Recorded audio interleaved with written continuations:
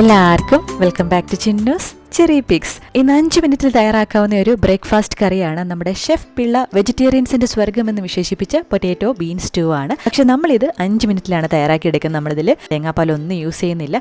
എല്ലാം കൂടെ കുക്കറിലിട്ട് വിസിൽ വന്നാൽ നമ്മുടെ കറി റെഡിയാവും. ഇത് അപ്പത്തിനും ചപ്പാത്തിക്കും എന്തിനും ദോശയ്ക്കും ഒക്കെ അടിപൊളി കോമ്പിനേഷനാണ്, ഇടിയപ്പത്തിനും ഒക്കെ. അപ്പോൾ എല്ലാവരും ട്രൈ ചെയ്ത് നോക്കിയിട്ട് എപ്പോഴത്തേയും പോലെ ഫീഡ്ബാക്ക് അറിയിക്കുക. നിങ്ങൾക്ക് ഉറപ്പായിട്ടും ഇഷ്ടപ്പെടും. അപ്പം നമുക്കിതെങ്ങനെ ഉണ്ടാക്കുന്നതെന്നുള്ളത് കാണാം.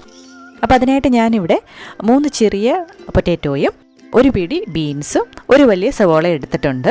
ഇതുകൂടാതെ നമുക്ക് എരിയുള്ള 3 പച്ചമുളക് വേണം, 3 തൊലിയോടുകൂടിയുള്ള വെളുത്തുള്ളി വേണം, 1 ഇഞ്ച് വലുപ്പത്തിൽ ഇഞ്ചി കഷ്ണവും വേണം.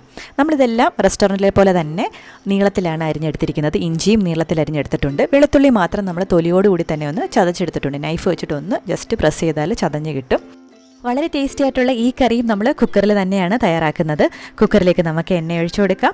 എണ്ണ ചൂടാവുമ്പോൾ സ്പൈസസ് ചേർത്ത് കൊടുക്കാം. 1 ടീസ്പൂൺ കുരുമുളക്, 3 ഏലയ്ക്ക, 2 ചെറിയ കഷ്ണം പട്ട, 3 ഗ്രാമ്പു, തക്കോലത്തിൻ്റെ ഒരു ചെറിയ പീസ്, ഇത്രയുമാണ് നമ്മൾ ചേർത്ത് കൊടുക്കുന്നത്. ഇതിങ്ങനെ തന്നെ ചേർത്ത് കൊടുക്കുക. ഇനി ഇതിലേക്ക് നമുക്ക് തൊലിയോടുകൂടിയ വെളുത്തുള്ളി കൂടി ചേർത്ത് കൊടുത്ത് നല്ലൊരു മണം വരുന്നിട വരെ ചെറിയ തീയിലൊന്ന് മൂപ്പിച്ചെടുക്കാം. ഇനി ഇതിലേക്ക് നമുക്ക് അരിഞ്ഞു വെച്ചിരിക്കുന്ന എല്ലാം ചേർത്ത് കൊടുക്കാം. ഇഞ്ചി, പച്ചമുളക്, കറിവേപ്പില, നീളത്തിൽ അരിഞ്ഞു വെച്ചിരിക്കുന്ന സവോളയുള്ളി, ലാസ്റ്റായിട്ട് ഉരുളക്കിഴങ്ങും ബീൻസും കൂടി ചേർത്ത് കൊടുക്കാം. നമ്മളിതൊന്നും വഴറ്റേണ്ട ആവശ്യമില്ല. ഇനി നമുക്കിതിലേക്ക് ആവശ്യത്തിന് ഉപ്പ് ചേർത്ത് കൊടുത്ത് ജസ്റ്റ് ഒന്ന് മിക്സ് ചെയ്തെടുക്കാം. നമ്മൾ വഴറ്റേണ്ട ഒന്നും ആവശ്യമില്ല. ഇനി നമുക്കിതിലേക്ക് 2 ടേബിൾ സ്പൂൺ മാത്രം വെള്ളം ചേർത്ത് കൊടുക്കാം. ഇനി നമുക്ക് മീഡിയം ഫ്ലെയിമിൽ 1 വിസിലിന് ഇതൊന്ന് കുക്ക് ചെയ്തെടുക്കാം. ആവി പോയതിന് ശേഷം മാത്രം നമ്മളിത് തുറന്ന് നോക്കാം. ഫ്ലെയിം ഓൺ ചെയ്ത് വെച്ച് ഇതൊന്ന് തിളയ്ക്കാനായിട്ട് വെയിറ്റ് ചെയ്യാം. ഈ സമയം കൊണ്ട് നമ്മുടെ പച്ചക്കറിയൊക്കെ നല്ല കുക്കായി, ഉള്ളിയൊക്കെ നല്ല നേർത്ത് വന്നിട്ടുണ്ടായിരുന്നു.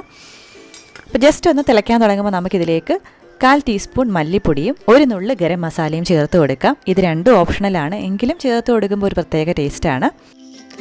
പൊടികൾ ചേർത്ത് കൊടുത്ത് നല്ലപോലെ ഒന്ന് മിക്സ് ചെയ്ത് ആ ഒരു പച്ചമണം മാറാനായിട്ട് 1 മിനിറ്റ് ഒന്ന് വെയിറ്റ് ചെയ്യുക. നമുക്കിനി ഇതിലേക്ക് തേങ്ങാപ്പാലിന് പകരം പശുവും പാലോ അല്ലെങ്കിൽ ബഫല്ലോ മിൽക്കോ ചേർത്ത് കൊടുക്കാം. ഫുൾ ക്രീം മിൽക്ക് ഉപയോഗിക്കുന്നതാണ് എപ്പോഴും നല്ല ടേസ്റ്റ്. ഞാനിന്നിവിടെ ബഫല്ലോ മിൽക്കാണ് ചേർത്ത് കൊടുക്കുന്നത്. അപ്പോൾ നമ്മൾ സ്പൂൺ വെച്ച് ഇളക്കുകയാണെന്നുണ്ടെങ്കിൽ ഇത് പൊടിഞ്ഞു, അതുകൊണ്ടാണ് നമ്മൾ ഇതുപോലെ ചുറ്റിച്ചു കൊടുക്കുന്നത്. ഇങ്ങനെ പശുവും പാൽ ചേർക്കുന്നതുകൊണ്ട് യാതൊരു ടേസ്റ്റ് വ്യത്യാസം ഉണ്ടാവില്ല. നമ്മൾ കടയിൽ നിന്ന് വാങ്ങുന്ന തേങ്ങാപ്പാലിനെക്കാട്ടിലും ഒരുപാട് ടേസ്റ്റിയാണ്. അത് മാത്രമല്ല, തേങ്ങാപ്പാലിൻ്റെ ആ ഒരു ടേസ്റ്റ് ചിലർക്കൊക്കെ ഇഷ്ടപ്പെടാറില്ല. അങ്ങനെയുള്ളവർക്കും ഈ മെത്തേഡ് ട്രൈ ചെയ്ത് നോക്കാം. ഞാൻ എപ്പോഴും ചെയ്യുന്നതാണ്. വളരെ ടേസ്റ്റിയാണ്. നമുക്കിനി ഇതിലേക്ക് കറിവേപ്പില ചേർത്ത് കൊടുക്കാം. ഇതിന് പകരം മല്ലിയില ചേർത്ത് കൊടുത്താലും നല്ല ടേസ്റ്റാണ്. ഇനി ഇതിലേക്ക് നമുക്ക് ഒരു കാര്യം കൂടി ചേർത്ത് കൊടുക്കാനേ ബാക്കിയുള്ളൂ. അതിന് മുന്നേയായിട്ട് നമ്മുടെ ചാനൽ സബ്സ്ക്രൈബ് ചെയ്യാനായിട്ട് മറക്കരുത്.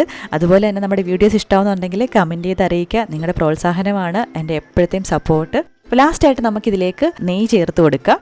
നിങ്ങളുടെ കയ്യിൽ ഇൻ കേസ് മുഴുവനത്തെയുള്ള കുരുമുളക് ഇല്ലെങ്കിൽ ഈ സമയത്ത് കുറച്ച് കുരുമുളക് പൊടി ചേർത്ത് കൊടുത്താലും മതി. എങ്കിലും ആ ഒരു മുഴുവനത്തെയുള്ള കുരുമുളക് ഇട്ട് കുക്ക് ചെയ്തെടുക്കുമ്പോഴാണ് കുറച്ചും കൂടി ടേസ്റ്റ്. അപ്പോൾ അപ്പത്തിനും ചപ്പാത്തിക്കും ഞാൻ ദോശയുടെ കൂടെ കഴിക്കുമ്പോൾ വരെ വളരെ ടേസ്റ്റി ആയിട്ടുള്ളൊരു കറിയാണ്. അപ്പോൾ എല്ലാവരും ട്രൈ ചെയ്ത് നോക്കുക. ഉറപ്പായിട്ടും ഫീഡ്ബാക്ക് അറിയിക്കുക. അതുപോലെ തന്നെ നിങ്ങളുടെ ഫ്രണ്ട്സ് ആൻഡ് ഫാമിലിക്ക് ഈ റെസിപ്പി ഷെയർ ചെയ്ത് കൊടുക്കാനായിട്ട് മറക്കരുത്. ഇത് മാത്രമല്ല, ഇതിന് മുന്നേ നിങ്ങൾ ട്രൈ ചെയ്ത് നോക്കി ഇഷ്ടപ്പെട്ട റെസിപ്പീസ് എല്ലാം ഷെയർ ചെയ്യുക, ലൈക്ക് ചെയ്യുക, കമൻറ്റ് ചെയ്യുക, പ്രോത്സാഹിപ്പിക്കുക. പുതിയ റെസിപ്പി വീഡിയോ അല്ലെങ്കിൽ വ്ളോഗായിട്ട് നമുക്ക് വീണ്ടും കാണാം. അതുവരേക്കും ബൈ.